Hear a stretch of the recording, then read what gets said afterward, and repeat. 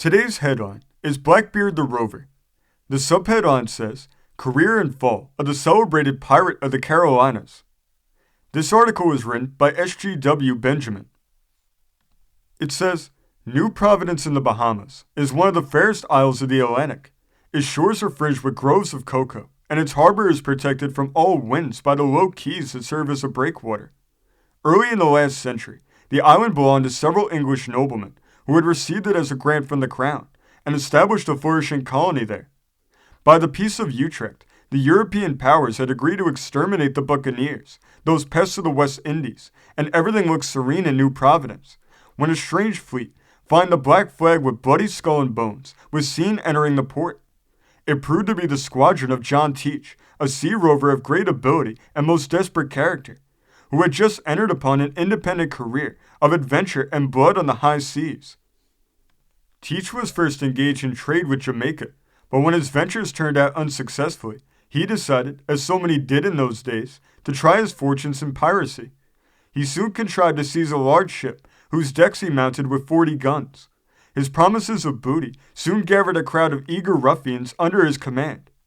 Ship after ship was captured, some were scuttled, and their crews made to walk the plank, but he saved the 5 best of these ships. When he had a fleet of 6 vessels, he felt the need of a port of his own, where he could refit and store the spoil.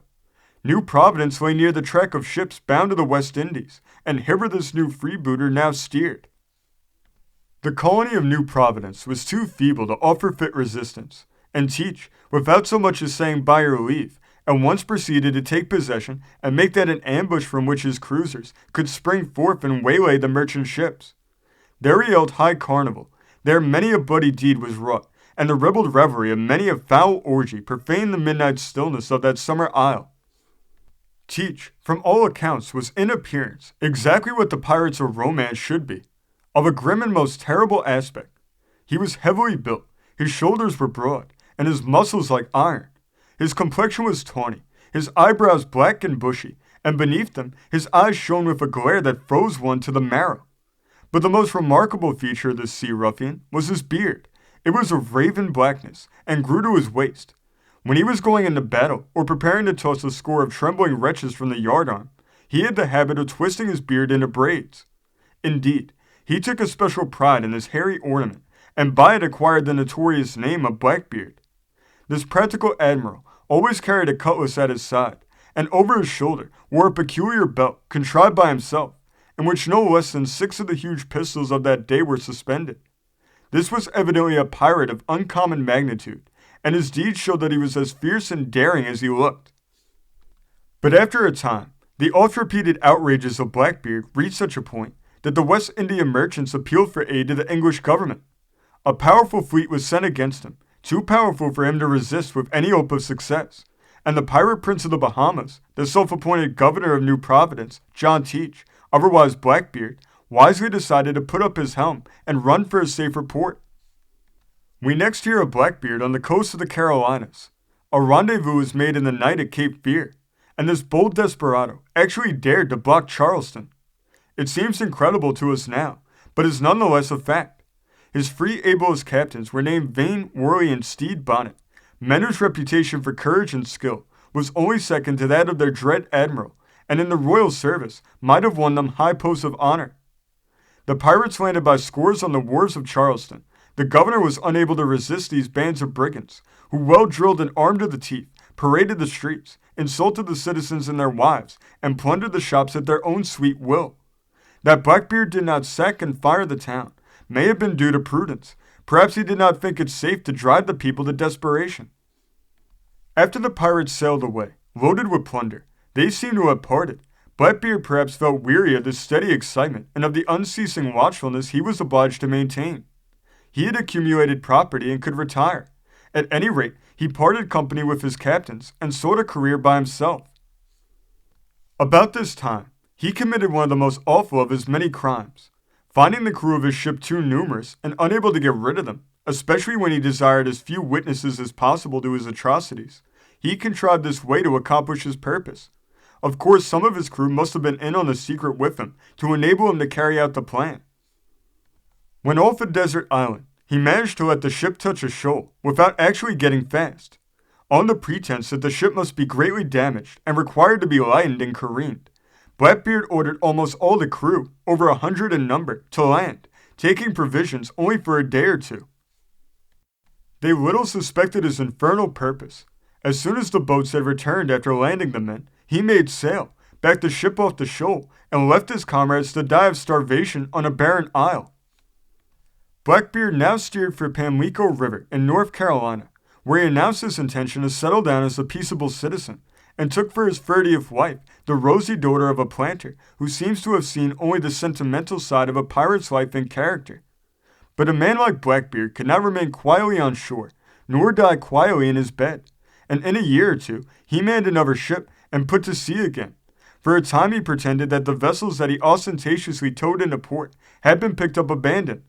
This was hardly likely, especially as Governor Eden and the Colonial Secretary and the Admiralty Judge of North Carolina shared the gains with Blackbeard. There seem to have been public officials of easy consciences in those days, no less than now. At last this noble corsair threw off all disguise and fearlessly scoured the coast, capturing everything that came, and running his prizes up to his haunt on the Pamlico River. This was more than the good people of that state could bear. Whatever their opinion of piracy, they had no humor to have their goods snatched from them, the stuffs for the ladies' gowns, and the wines and brandies for the menfolks. Finding that their own governor was unwilling or unable to help them, and having no stomach to attack this wild beast in his lair, the colonists appealed to Governor Spotswood of Virginia to come to their aid. He immediately ordered Lieutenant Maynard of the Royal Navy to proceed against Blackbeard in an armed ship. Maynard was just the man to succeed in so desperate an enterprise. Blackbeard heard of his coming and anchored his own vessel in an advantageous position. He had a crew of 25 picked men, of true piratical fiber. They had been in many a fight, and knew well that the only thing for a pirate in battle is to win or die, but to surrender never, for that meant inglorious death at the rope's end. Maynard had a much larger crew than Blackbeard. He concealed most of his men below the deck, but his ship grounded when approaching the pirate, who had once opened a terrible fire. 20 men were shot down at the first broadside. Seeing but few men left on deck, Blackbeard concluded that the man of war was completely crippled and boarded her with most of his crew. At that moment, Maynard ordered up the men hidden below. They sprang on deck and flew at the pirates like tigers, taking them completely by surprise. The two captains met in hand-to-hand conflict, and it came near going hard with Maynard when his sword broke. But just as he was about to fall beneath the corsair's descending blade, he fired his pistol, and Blackbeard threw up his arms, reeled, and dropped to the deck dead. He cheated the gallows, and his end was more glorious than his deserts. Every one of the boarding party of 17 were killed or wounded. Maynard, in turn, now boarded the pirate ship, just in time to seize a man standing with lighted match by the magazine to blow up the ship, according to Blackbeard's order in case of defeat. The 8 men remaining on board were hanged, and the head of Blackbeard was fixed to the end of the bowsprit of his own ship, and in this manner Maynard returned with his trophy to Virginia. When Blackbeard was thus terminating his wild career, his former comrade Stede Bonnet carried matters with such a high hand on the coast of South Carolina that Governor Johnson fitted out an expedition against that corsair. It was commanded by Captain William Rhett, member of a family that has since become noted. The ships met near Cape Fear River, and a desperate conflict ensued. The pirates were overpowered, many were killed, and Bonnet, with 29 of his men, were taken alive and carried to Charleston. They received a summary trial, and all but a few were hanged. It must have been a pretty solemn spectacle. One would think that the example would have served as a warning to all other sea rovers to steer clear of Charleston for a time, for when a people become fairly aroused, they are likely to prove dangerous. But Captain Worley, who you remember commanded one of Blackbeard's ships, reasoned that after such an effort, the people of Charleston would be less likely to resist an attack from him. In a strong ship mounting 6 guns, Captain Worley therefore ventured to enter the bay and lay his ships before Charleston. It was a daring feat, and even mariners so skillful as pirates may repeat it once too often, as this brave corsair found to his cost. For Governor Johnson, then ruler of South Carolina, proved to be a man of determination and spirit. A large armed ship lay in port with a crew of hardy tars. The governor called for volunteers to reinforce them, and being a bit of a sailor himself, went on board himself to command the attack. Worley was not the man to douse his colors nor to fly. Whatever else may be said of him, he was bold as a lion and awaited the enemy, although superior to him in force, without flinching. After exchanging shots, the ships grappled. As the governor and his men swarmed over the sides of the pirate ship, no quarter was given nor asked. Many of the boarding party fell, and all of the pirates were slain, except Worley and one of his men. But they were desperately wounded, and lest they should die before the justice of the law could execute the last penalty on them, they were at once hanged at the yardarm. Thus ended the remarkable career of the Corsairs of the Carolinas. This story came from the great state of Massachusetts, being reported in the Boston Weekly Globe of September 6, 1890. Thank you for joining us today. If you want to continue to uncover all of America's lost and forgotten history, then remember before you leave to hit the subscribe button, hit the notification bell, and remember to like and comment below. And we will see you next time on Americana Archives.